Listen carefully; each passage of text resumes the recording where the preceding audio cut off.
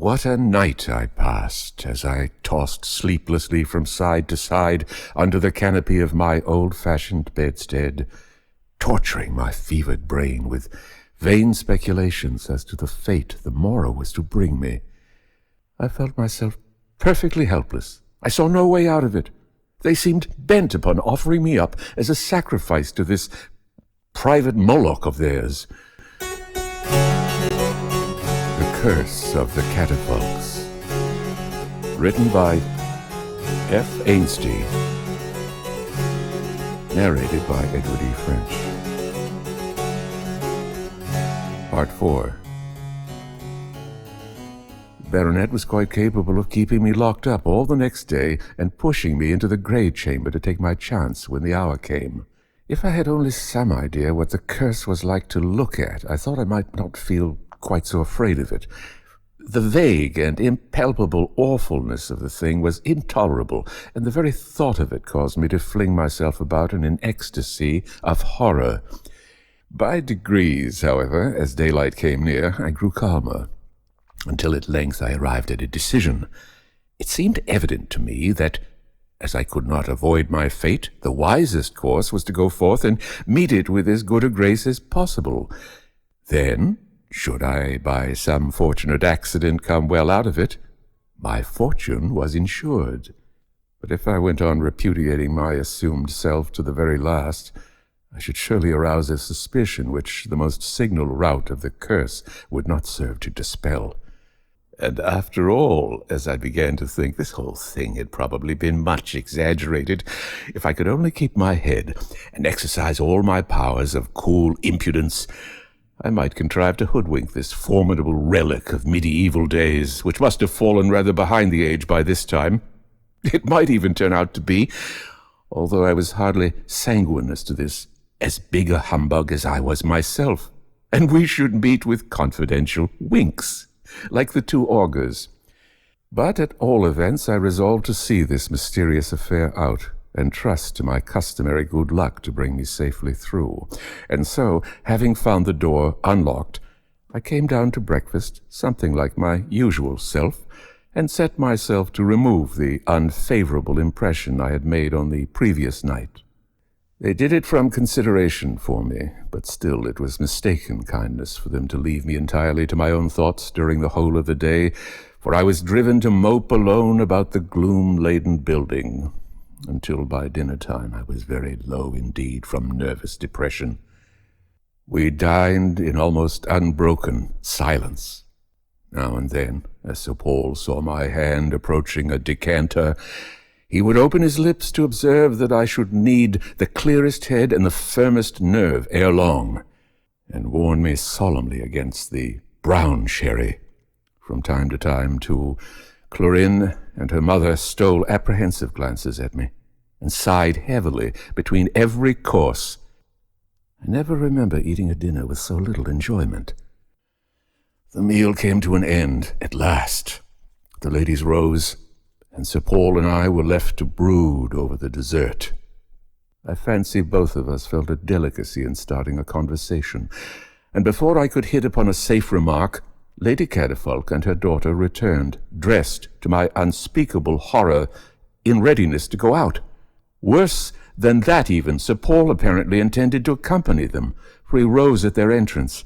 "It is now time for us to bid you a solemn farewell, Augustus," he said in his hollow old voice. "You have 3 hours before you yet, and if you are wise, you will spend them in earnest self-preparation. At midnight, punctually, for you must not dare to delay, you will go to the grey chamber. The way thither you know, and you will find the curse prepared for you. Goodbye, then, brave and devoted boy. Stand firm, and no harm can befall you." "You are going away? All of you?" I cried. They were not what you might call a gay family to sit up with, but even their society was better than my own. "Upon these dread occasions," he explained, "it is absolutely forbidden for any human being but one to remain in the house. All the servants have already left, and we are about to take our departure for a private hotel near the Strand. We shall just have time, if we start at once, to inspect the Sewn Museum on our way thither, which will serve as some distraction from the terrible anxiety we shall be feeling."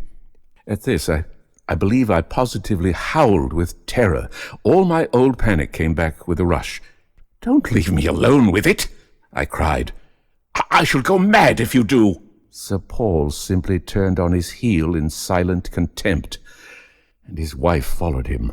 But Clorine remained behind for one instant, and somehow, as she gazed at me with a yearning pity in her sad eyes, I thought I had never seen her looking quite so pretty before. "Augustus," she said. "Get up." I suppose I must have been on the floor somewhere. "Be a man. Show us we were not mistaken in you. You know I would spare you this if I could, but we are powerless. Oh, be brave, or I shall lose you forever." Her appeal did seem to put a little courage into me. I staggered up and kissed her slender hand and vowed sincerely to be worthy of her. And then she, too, passed out, and the heavy hall door slammed behind the three, and the rusty old gate screeched like a banshee as it swung back and closed with a clang. I heard the carriage wheels grind the slush, and the next moment I knew that I was shut up on Christmas Eve in that somber mansion, with the curse of the Catafalques as my sole companion. I don't think the generous ardor with which Clorine's last words had inspired me lasted very long, for I caught myself shivering before the clock struck 9, and, drawing up a clumsy leathern armchair close to the fire, I piled on the logs and tried to get rid of a certain horrible sensation of internal vacancy which was beginning to afflict me. I tried to look my situation fairly in the face. Whatever reason and common sense had to say about it, there seemed no possible doubt that something of a supernatural order was shut up in that great chamber down the corridor, and also that, if I meant to win Clorine, I must go up and have some kind of an interview with it. Once more I wished I had some definite idea to go upon. What description of being should I find this curse? Would it be aggressively ugly, like the bogey of my infancy? Or should I see a lank and unsubstantial shape draped in clinging black, with nothing visible beneath it but a pair of burning, hollow eyes and one long, pale, bony hand? Really, I could not decide which would be the more trying of the two. By and by I began to recollect, unwillingly, all the frightful stories I had ever heard. One in particular came back to me, the adventure of a foreign marshal who, after much industry, succeeded in invoking an evil spirit, which came bouncing into the room, shaped like a gigantic ball, with, I think, a hideous face in the middle of it, and would not be got rid of until the horrified marshal had spent hours in hard praying and persistent exorcism. What should I do if the curse was a globular one and came rolling all round the room after me? Then there was another appalling tale I had read in some magazine, a tale of a secret chamber, too, and in some respects a very similar case to my own, for there the heir of some great house had to go in and meet a mysterious aged person with strange eyes and an evil smile, who kept attempting to shake hands with him. Nothing should induce me to shake hands with the curse of the Catafalques, however apparently friendly I might find it. But it was not very likely to be friendly, for it was one of those mystic powers of darkness which know nearly everything. It would detect me as an impostor directly, and what would become of me? I declare I almost resolved to confess all, and sob out my deceit upon its bosom. And the only thing which made me pause was the reflection that probably the curse did not possess a bosom.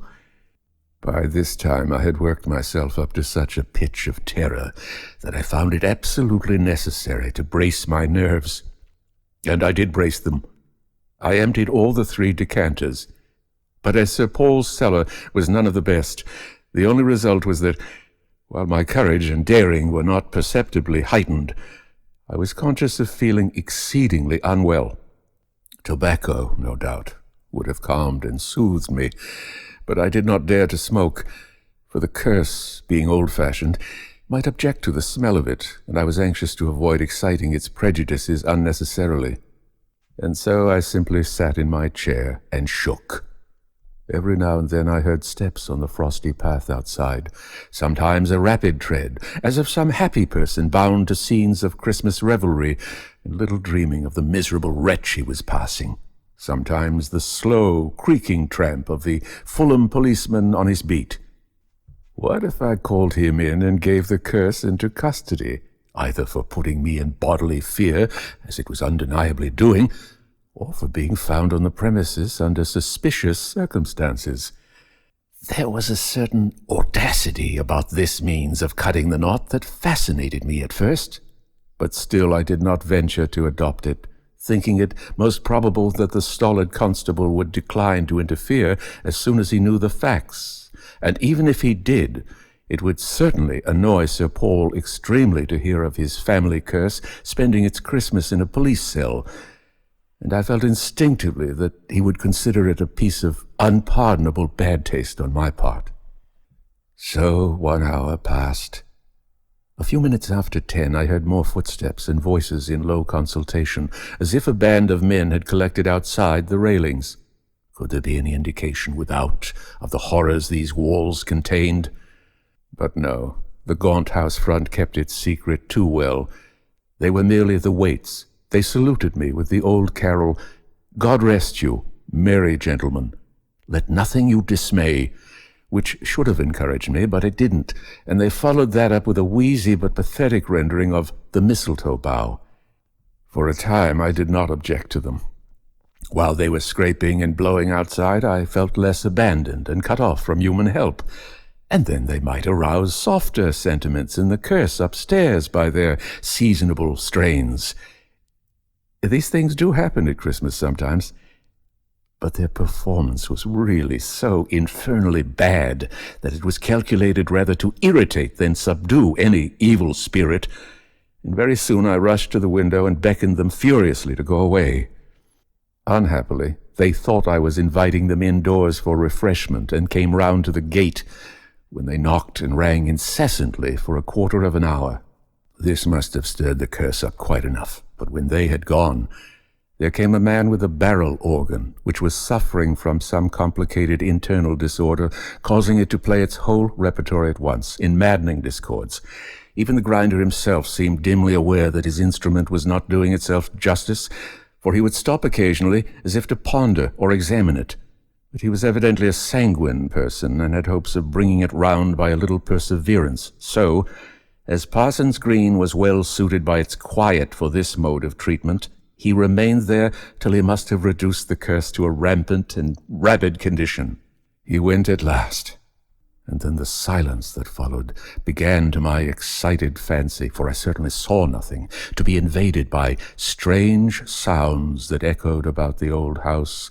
I heard sharp reports from the furniture, sighing moans in the draughty passages, doors opening and shutting, and, still worse, stealthy padding footsteps, both above and in the ghostly hall outside.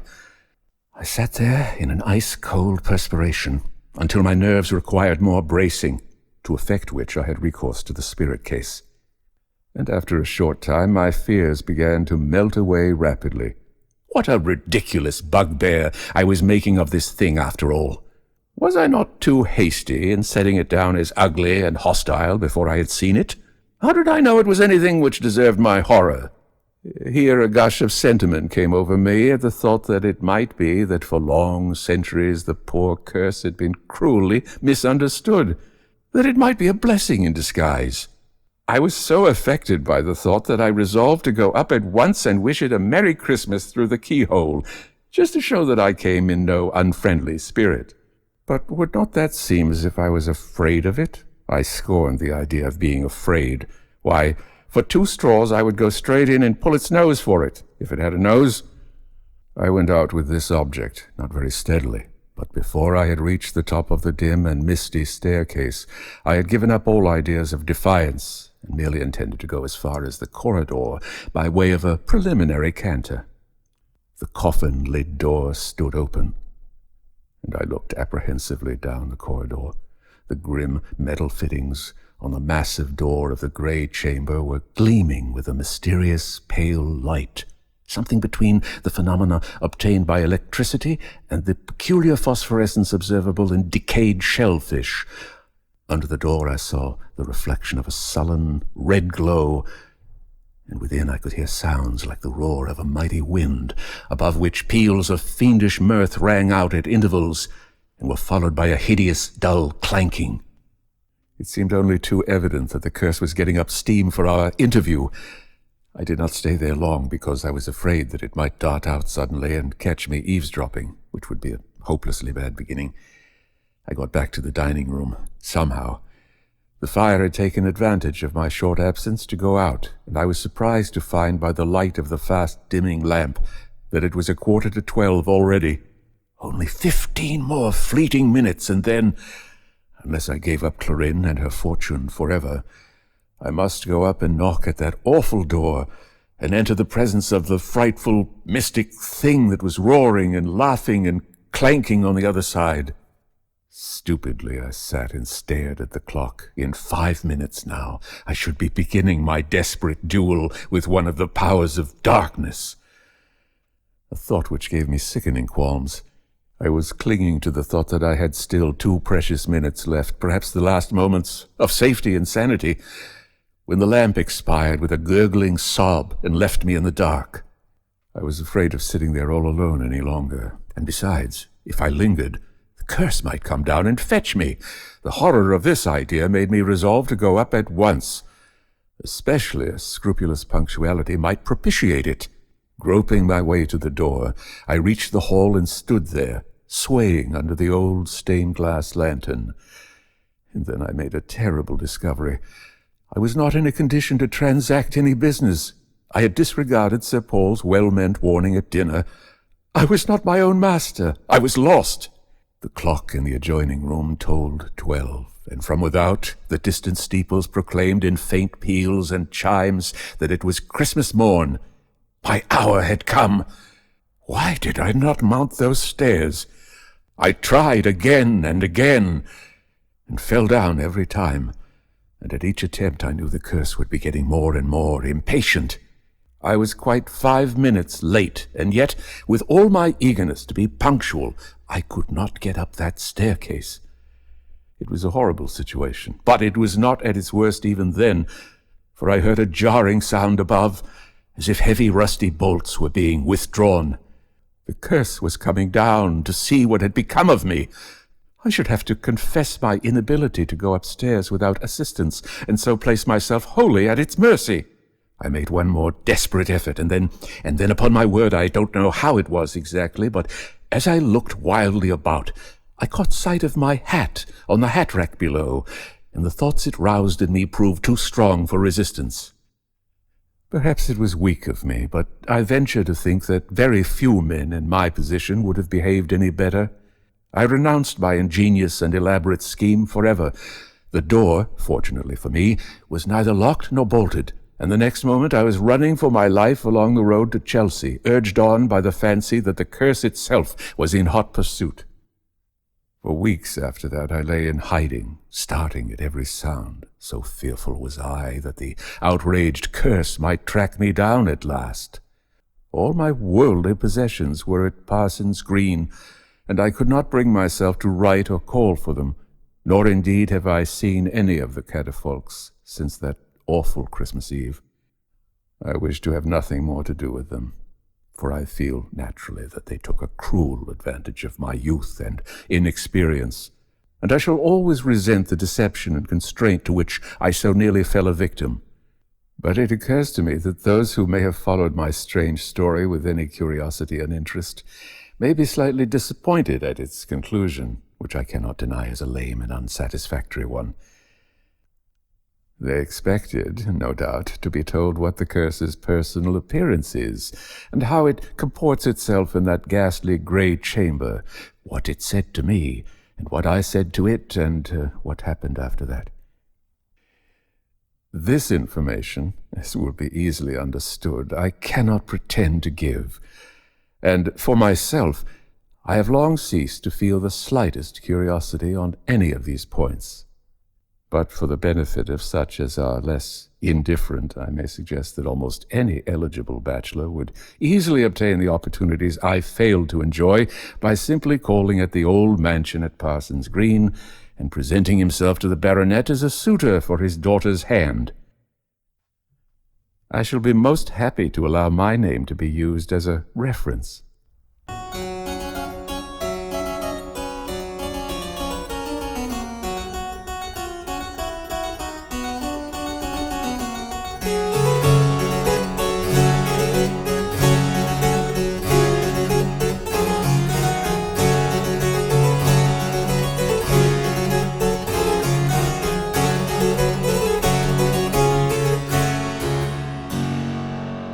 This audiobook of The Curse of the Catafalques, written by F. Ainsty, is copyright 2021 by Edward E. French. All rights reserved. A copyright exists on all recordings issued by Edward E. French. Inquiries should be made to email edwardfrench06@hotmail.com. That's Edward French, one word, 06 at Hotmail.